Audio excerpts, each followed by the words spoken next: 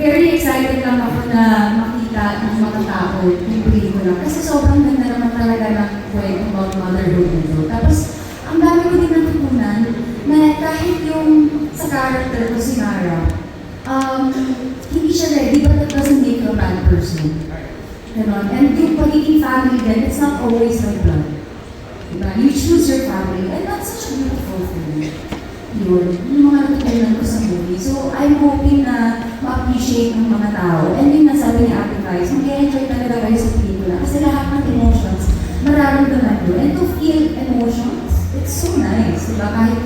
Kahit mabigat man yung emosyon na yan, or matuwa, masaya, ang sarap sa pakiramdam. Oo. Just what sa mga manonood,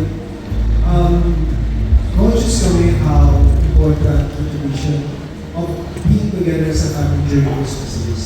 And how important it is yung tradition yung panunod pero ang mahal kasi yun. Ang mahal kasi kaya sinigurado namin na sulit.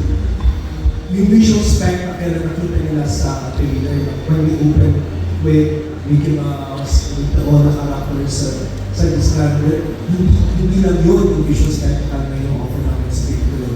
Nilaban talaga namin na maging malaki ang mga set pieces, yung mga comedy, pageant. It's going to be an event, it's going to be an experience. At talaga masasabi ko, itong pinitilang ko, talagang regalo namin sa kanila. Regalo mo sa mga manonood na kasama-sama at maging masaya kasama ko. Tuloy po natin, supportan Pinoy Pilipino. Call Me Mother po is coming December 25. Only here. Yes. Tuloy-tuloy po tayo. Tumawat, umiyak, at yes. Papagikaw naman.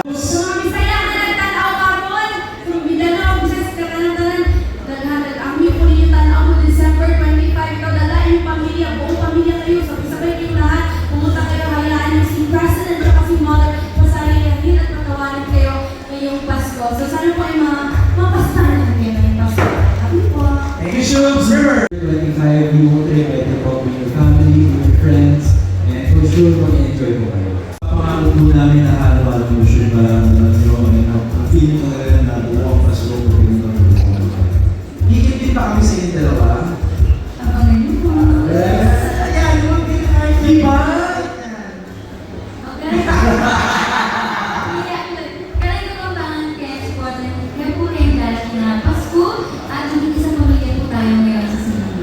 Akala ko kami na sa dinig, na iba ba na nakakasal?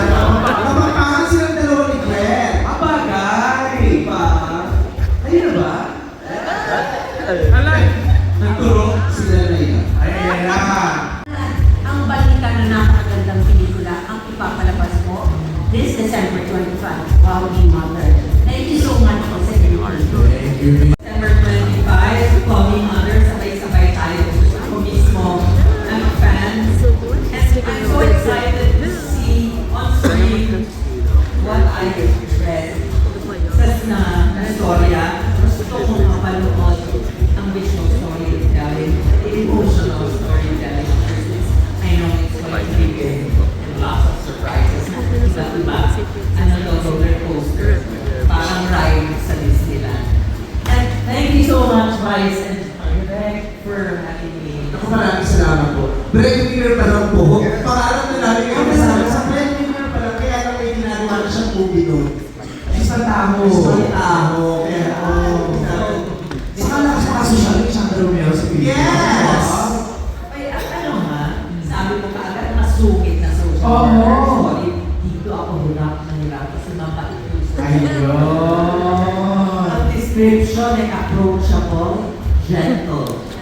Ano yun? Ang hirap. At hindi ko na challenge, really, ang hirap. Kasi may may face. Kasi Right. may resting face, isang sungit na kaagad. So really, truly, hirap ako. You can't wait to see it. Kailangan sa Sandra Romeo siya. Napakagaling ng ginawa ito. True. So ano magaling na naman si Nadine sa pelikulang ito at tama po ang si Direction, mas magaling si Vice sa pelikulang ito. So sa mga fans nila, panoodin ninyo ang pelikulang ito.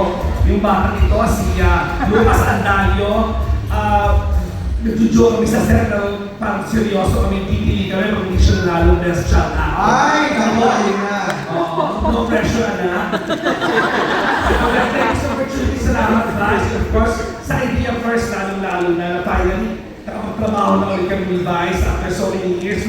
Nagkami ako sa Pedro Caballo, na-isera ko yung kabayo, hindi siya. So ngayon lang kami nakapagtrabaho finally. So maraming salamat, Idea First, for the opportunity. So sa lahat po na nandito, please, kailangan po namin ng tulong ninyo na ipakala sa buong mundo na showing na po sa Pasko ang Call Me Mother. Sabi ko nga, diba, sabi natin lahat, diba, ang sarap tumawa pag galing ka sa ina. Yan ang na-experience ko dito sa Call Me Mother. Sa Pasko na, thank you. Invite of Micah. Salamat po sa mga Lucas believers po sa Ay! Sorry! Ulit, Lucas. Salamat po sa mga Lucas believers sa mga naniniwala sa akin. Sorry, Lucas Believers. Nanonood po kayo ng December 25 na movie na Call Me Mother po. Malungkot sa sinihan kasama ang mga taong magtatawanan kami, magtitawa, makikiyak. Kasi ikaw, kahit ilang beses ko na siya naman doon sa pakikinig sa procession ng buwan ng pelikula. Iba pa rin yung experience na kasama ka sa sinihan na nag-react yung mga tao. So ako excited talaga sa experience sa inyo. So magsama-sama po tayo ngayon, mas matanuhan po natin. Ulit magpasalamat sa inyong lahat for being here tonight. Sana matulungan po kami ikalat ang Call Me Mother sa mga tao. And sa mga sumusuporta na po ngayon pa lang ng Call Me Mother, maraming salamat po. Maraming naman po and na-appreciate namin yung mga mahal na binibigay niyo sa amin. Excited po kami makita kayo sa sinihan this December 25th. Thank you! Lucas, actually, meron siyang naging Nice! Lucas Believer. Lucas Believers siya. Lucas Believers, ang natin sa the first naman. Ako naman, salamat po sa lahat ng mga Catholic believers. Sa group. Hindi, una sa inyo, sa press, maraming salamat po na nandito kayo. At hindi po ako mahihiyan sabihin ko humingi kami ng tulong sa inyo. Kaya po namin support ninyo para mas maraming makaalam na meron kami pelikula nilalabas at kung anong klaseng pelikula ipapalabas natin ngayong Pasko. Kaya po namin ang tulong nyo dahil sa punto ko, hindi na namin kung paano yung effective na pag-promo eh. Diba? Sa kalsada po namin ito gagawin katulad dati. Sa television kami promote sa social media. Hindi na namin alam yung gauge kung ano talaga yung most effective na tool na pwede gamitin para makapag-promote at para maging matangin pa yung pelikula. Kaya lahat na maaari namin yung tulong at gawin yung ginagawa na namin. Isa po kami doon sa maaari makapag-bigay ng tulong sa amin.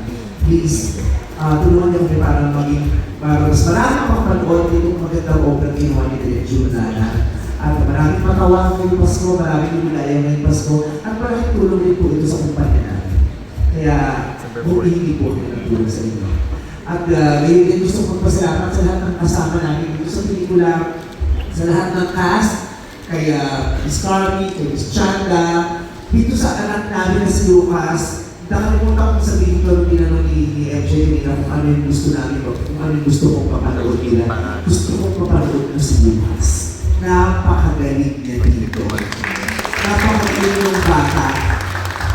Siya ang pinakamagaling dito sa pelikulang ito.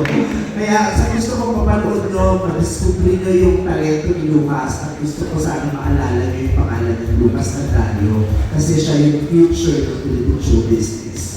Napakagaling. Sa PBB Housemates na nandito. Ang sarap ng kasama, maraming salamat. Nakakatawa ng puso na bilaya ko na kapili namin kayo sa pelikula ko.